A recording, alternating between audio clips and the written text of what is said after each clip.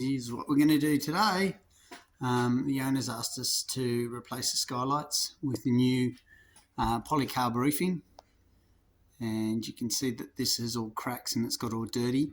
That is because that is fiberglass. That's a common thing with fiberglass. These are probably fine and they're probably waterproof, but aesthetically they're not very nice. So we've been asked to replace them as this house is going on the market. Okay, first things first, when we're walking on a patio roof, try and walk in the pans.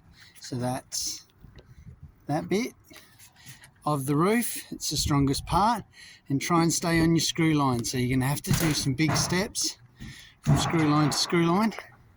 This is not like a house roof, they're a bit flimsy, and if you don't walk in the right place you dent the sheets. Okay, so first thing you're going to notice is on these sheets they've put the screw in the pan.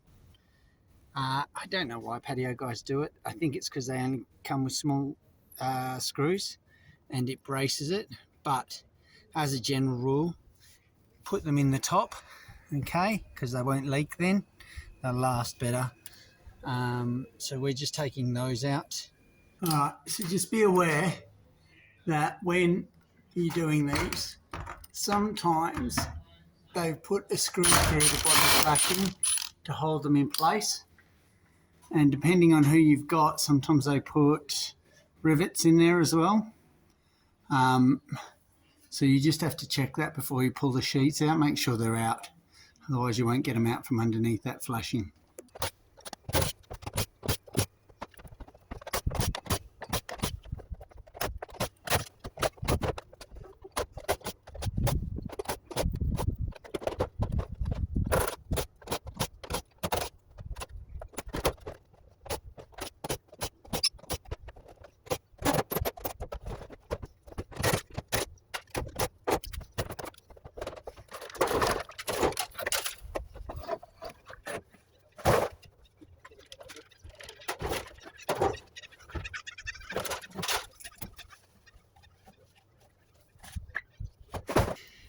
Okay, so just clear down the roof so that nothing is under the laps. Easiest way is to blow back. So we've placed both sheets in place, like so, and we're going to do a bit of a dam at the end. But before we do, notice the sticker. These are not two-sided sheets. There's one particular way they go up, and it's sticker side up. Now, it's important to note that obviously on the trim deck it's not going to be a big problem, but on the corrugated ones you've got to get the right side up. So what we're doing here is a nice big bead of silicone, stop the water flowing back and up the sheet. So it stops the water flowing that way, hits the silicone and comes back that way. I'm going to do that on all of the pans.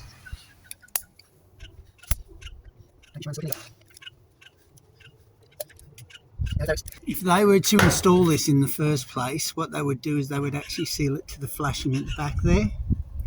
So that's how they do it.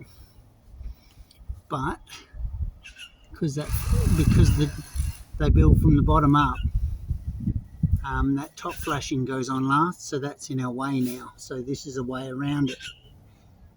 But if you're doing it for the first time, make sure you seal it to that flashing. There you go. See, we're creating a nice big edge. That's him. You want it as big as possible. Makes it better. So there you can see it. All I've done is run a bead of silicone. The idea is when the water pushes up this way, it hits it and then starts working its way back down this way. Obviously the bigger you can get there, the better. So don't scrimp on the silicone there. We're just going to work it on both of them under the big flashing, and then I'll show you what we do from the bottom.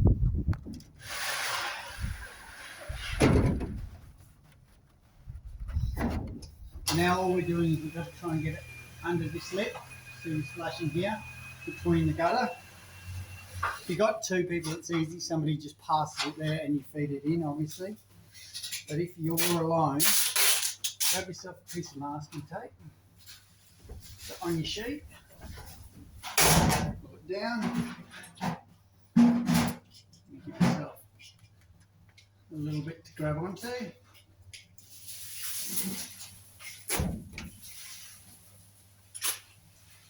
And what we're going to do is use this, pull forward, just get it in, just work it in. Okay.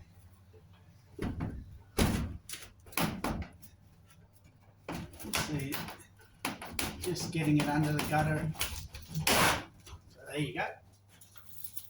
You just pulled into place. Now before you pull that tape off, just a word of advice, screw it in. Otherwise you just pull it back out of the where you've just fed it into. So that's the easiest way to get your sheets in by yourself. Sheets are all in place. Now it's just a matter of screwing them off. Now when we screw them off, these are the screws we use. See how there's a little cutting bit on the top under the rubber washer there? That's because what we're going to do is cut a slightly larger hole on the screw, and it's the rubber washer that's going to hold it down. They're going to go in the top of the laps, so in the top of the ribs. And the reason we have the small hole in it is because polycarb and tin don't expand and contract at the same rate. So if we just put normal screws in, or screws like they have in the pan, what you'll end up is with a big bubble in the sheet like that when it's hot, and then when it cools down it'll go flat again. With this it'll be able to expand and contract, and you won't end up with big bubbles in your sheet.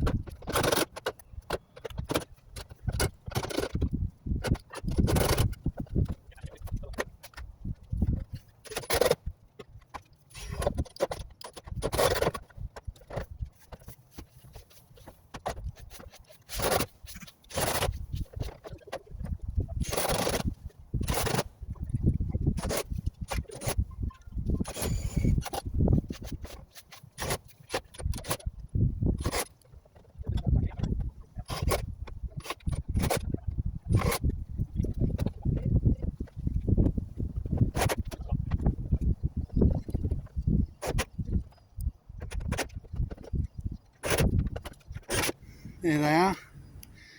They're all screwed off. If you wonder why I didn't use a string iron, is you can see the purlings from through the sheets.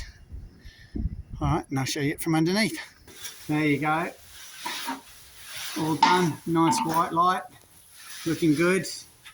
And we'll take down those tapes and you're all finished, you're all done. So hope this helped you, and if you did, like and subscribe. And I'll see you on the next video.